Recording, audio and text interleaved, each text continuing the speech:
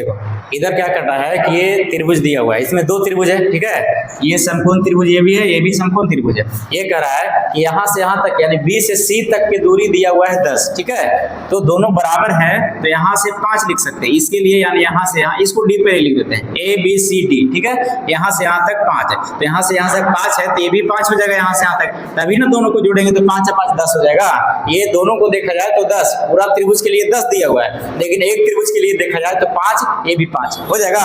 तो 5 से 5 कितना हो जाएगा 10। अब दिया हुआ है कि यहाँ से 5 दिया हुआ है, यहाँ से 13 दिया हुआ है, यहाँ से कर्ण यहाँ से लंब, ये आधार का मान निकलेगा तो इसके लिए भी बराबर रहेगा, ये त्रिभुज के लिए भी बराबर रहेगा, ठीक है। तो यहाँ से पहले त्रिभुज, जो त्रिभुज से आप चल सकते हैं, ठीक है, कोई त्रिभुज से चलिए, कोई किसी प्रकार कोई दिक्कत नहीं है।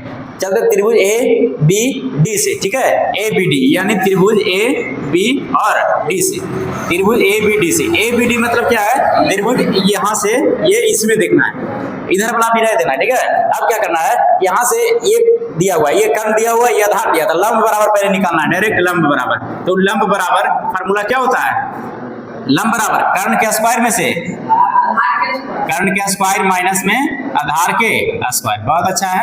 तो कर्ण का स्क्वायर, कर्ण बराबर कितना दिया हुआ है 13, तो 13 का स्क्वायर माइनस कितना 5 का स्क्वायर, तो 13 का स्क्वायर कितना हो जाएगा, 13 का स्क्वायर 169, ठीक है, 169 और 5 का स्क्वायर 25, घटा लेंगे कितना बचेगा 144। किसका वर्गमूल होगा 12 का वर्गमूल, ये 100 यानी 12 आ जाएगा इसका। अच्छा 12 आ गया तो किसका मान 12 है, एडी का मान आया है जी, तो यानी एडी इसको लिख सकते हैं, यानी 12, यहाँ से यहाँ तक की दूरी कितना आ गया 12। अभी 12 इसके लिए भी है, ये त्रिभुज के लिए भी है, ठीक है। तो यहाँ से 12 आ गया तो हमको निकालना क्या है, थीटा देखेंगे पहले कहाँ लिखा हुआ है, थीटा यहाँ है कि यहाँ है कि यहाँ है, तो यहाँ से कहाँ लिखा हुआ है, थीटा यही है, तो यहाँ से देखेंगे तो ये क्या हो जाएगा, ये लंब हो जाएगा।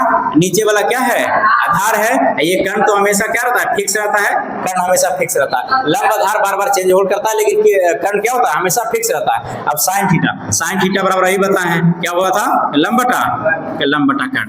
तो लंब का मान यहाँ से कितना आ जाएगा, लंब का मान 12, कर्ण का मान कितना 13, यानी 12 बटा 13, आंसर हो गया पहला। उसके बाद cos थीटा आधार बटे कर्ण, तो इसका मान क्या होता है, आधार बटा कर्ण। तो आधार का मान कितना यहाँ से आ रहा है, देख लीजिए कितना है 5, तो 5 बटा 13, इसका भी आंसर क्लियर है। उसके बाद tan थीटा लंब बटा आधार आ जाएगा जी, आ रहा है, तो लंब बटा आधार यहाँ से लिख देंगे कि लंब बटा आधार। तो लंब का मान यहाँ से कितना आएगा, तुम बताइए, उधर बच्चा बताएगा कितना आएगा जी, लंब बटा आधार यहाँ लिखे हैं, तो मान बताइए कितना आना चाहिए, कितना आना चाहिए। अच्छा कितना, लंब का मान कितना है, लंब का मान कितना 12 है, आधार का मान कितना है, आधार का मान 5, तो 12 बटे 5 आ जाएगा जी।